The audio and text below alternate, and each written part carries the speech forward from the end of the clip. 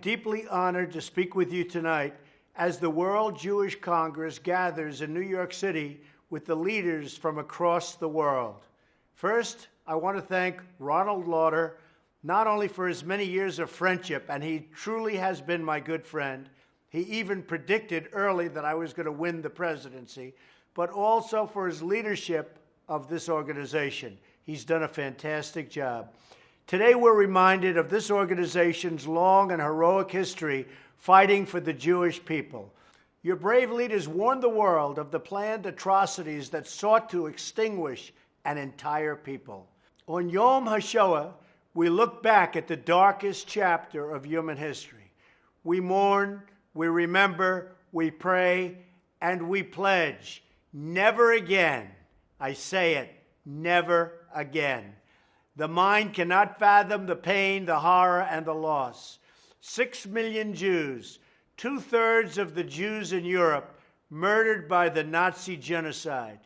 They were murdered by an evil that words cannot describe and that the human heart cannot bear.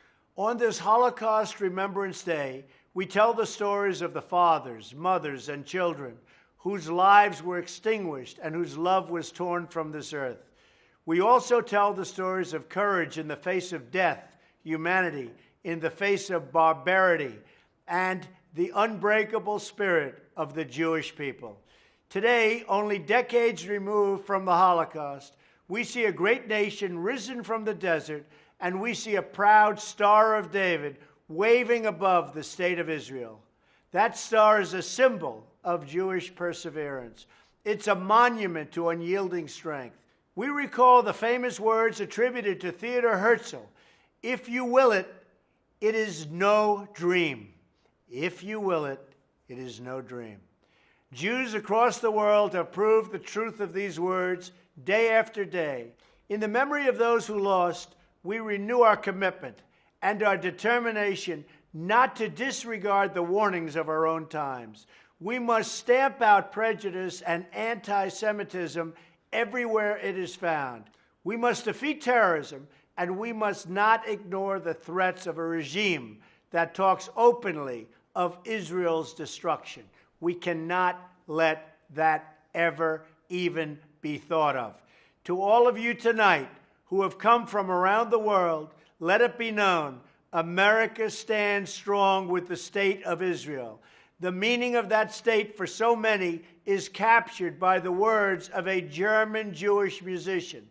Escaping Germany before 1937, he settled in the ancient land of Israel.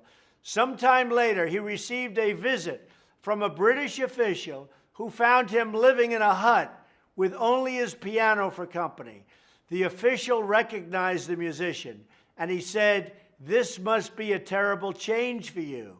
The musician looked back at him and replied, "It is a change from hell to heaven."